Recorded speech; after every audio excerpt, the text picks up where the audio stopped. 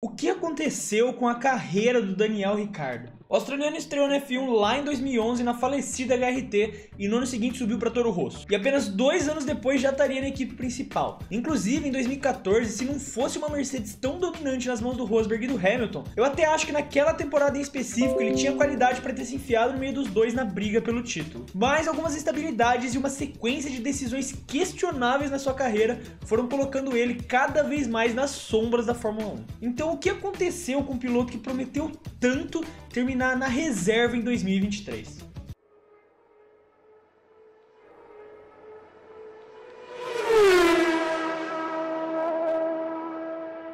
Desde que estreou na Fórmula 1, o Ricciardo se mostrou um piloto com muita qualidade. Ficou conhecido por ser o rei da freada, mas não por causa da cueca suja, sim por conta da ousadia dele nas manobras de ultrapassagem. E apesar de sempre se mostrar um bom piloto, nunca conseguiu dar o próximo passo para se tornar um nome de fato consistente para brigar pelo título. Mas uma coisa que com certeza marcou sua carreira foram as terríveis decisões de carreira que ele tomou.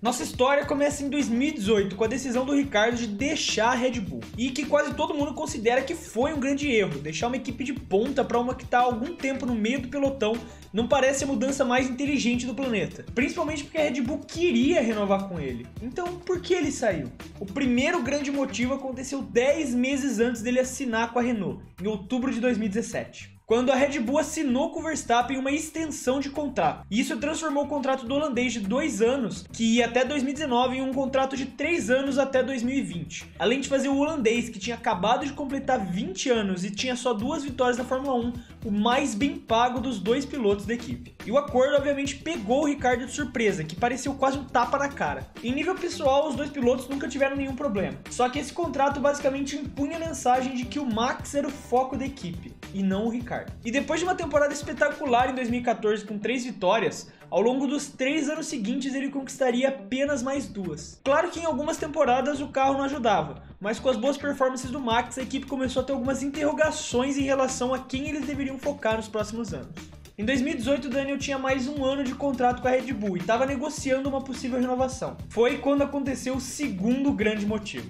O especialista em falar coisa errada da Red Bull, Helmut Marko, atacou de novo. Durante as negociações com o agente do piloto, Glenn Bevis, o Marko teria dito, segundo a ESPN, quero ganhar o título com o Daniel em 2018 e com o Max em 2019 e 2020. Cada vez mais eu acho que o doutorado do Marko é em falar merda. O Bevis não estava conseguindo acreditar no que eu via e o Marko achou que tinha falado isso de uma maneira positiva. Mas basicamente estava confirmando aquilo que eles já suspeitavam. O Max era o foco da equipe para o futuro. E apesar de até ter vencido 2 corridas em 2018, o Ricciardo obviamente passou longe de conquistar o título. E no ano seguinte já seria 2019. O terceiro grande motivo que pesou na decisão do australiano veio na famosa batida entre ele e o Verstappen no GP do Azerbaijão. O Max até chegou a receber uma reprimenda do Horner no pós-corrida, mas o Daniel sentiu que nas semanas que se seguiram, a culpa, tanto privada quanto publicamente, mudou para ele. Foi então que, depois de participar de um teste de pneu pela Red Bull na Hungria, o Ricciardo embarcou para um voo nos Estados Unidos. E dentro desse avião,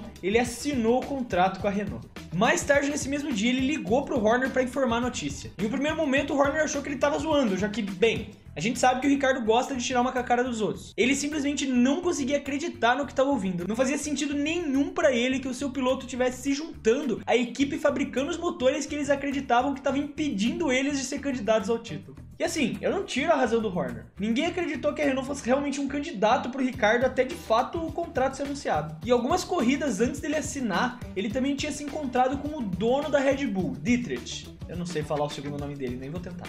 A versão da Red Bull da história foi que nessa conversa ele teria oferecido para o Ricciardo um contrato com exatamente as mesmas condições que a do Verstappen, para acabar de vez com essa história de que tinha um favorecimento dentro da equipe. Já o Ricciardo negou que isso fosse verdade. De novo, segundo a ESPN, algumas fontes confirmaram que se isso fosse realmente verdade, o Ricciardo teria assinado porque ele preferiria ficar na Red Bull. Depois dessa reunião, os dois apertaram as mãos. Pro Dietrich, isso significava que ele tinha resolvido esse problema, mas não era o que o Ricciardo pensava. Isso ajuda um pouco a explicar por que a Red Bull se sentiu tão surpresa com a mudança, que resultou em um dos melhores episódios de Drive to Survive, inclusive. O tempo do Ricciardo na Renault claramente não foi do jeito que ele esperava. Ele se juntou a uma equipe desorganizada, cheia de lutas internas e dentro de uma estrutura de liderança mal feita. Aposto que só jogou um monte de palavra complicada pra parecer inteligente nessa fala. E apesar do Sirius ser um dos chefes de equipe mais amados pelo pessoal, ele era conhecido por criar um caos organizacional dentro da equipe. Um dos grandes exemplos foi a novela da separação da Renault com o Sainz, que curiosamente também foi para a McLaren. Assim como o Alonso fez em 2007, o Piastri em 2023, o Ricciardo em 2020, eu imagino como funciona o sistema de análise de pilotos da McLaren. Mas o fato é que a Renault também investiu muito em cima do Ricciardo, tentando construir um projeto inteiro em volta dele. Claro que a equipe não deu o passo para frente que eles tinham prometido para ele. Em 2018, quando assinou com a Renault, o Ricciardo até considerou uma oferta da McLaren, mas sentiu que o Zac Brown prometia muito sobre o futuro e falava pouco do agora. Um ano e meio depois, a McLaren estava em outro patamar, o que convenceu o Ricciardo a assinar com a equipe britânica antes de começar a temporada de 2020, que ele ainda pilotaria pela Renault. E mais uma vez ele deixou na mão uma equipe que tinha uma confiança em cima dele. O CEO da Renault, Luca de Meo, se sentiu traído pela decisão do Ricciardo por conta do enorme investimento em cima dele, de 25 milhões de dólares por ano pensando só em salário. E isso também fechou de vez qualquer porta que ele pudesse ter para a Renault no futuro. Bom, mais um pra lista também, né? Daqui a pouco o grid inteiro não vai poder voltar para a Renault porque usou eles e largou.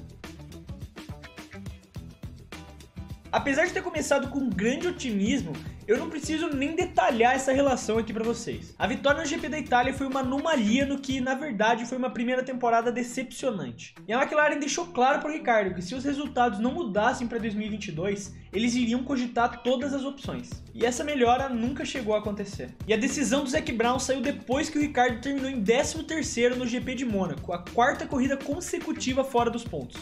Enquanto isso, o Norris, corrida após corrida, estava conseguindo trazer resultados ótimos para a equipe, que jogava a imagem do Ricciardo cada vez mais para baixo. Alguns dias antes do GP de Mônaco, o Brown até chegou a ganhar as manchetes dizendo que havia mecanismos no contrato de Ricciardo que permitiriam a equipe se separar do australiano se quisesse. O que era mentira, na verdade, mas já mostrava que a paciência da McLaren tinha acabado. E nos 2 meses seguintes rolou toda essa novela envolvendo o Oscar Piastri. E apesar do Ricciardo voltar aos pontos na Áustria e na França, as negociações entre a McLaren e o australiano, o outro, já estavam avançadas demais. E na noite do GP da Hungria de 2022, a mesma pista onde toda essa novela começou lá em 2018, o Ricciardo foi informado de que ele e a McLaren iriam se separar, retornando no final de todo esse ciclo no mesmo lugar do qual ele saiu 4 anos atrás, só que agora numa posição inferior. Como reserva da Red Bull, dificilmente ele vai entrar no lugar do Pérez, que tem um contrato estável até o final de 2024. E se manter uma boa performance como a da última temporada, não tem razão para uma substituição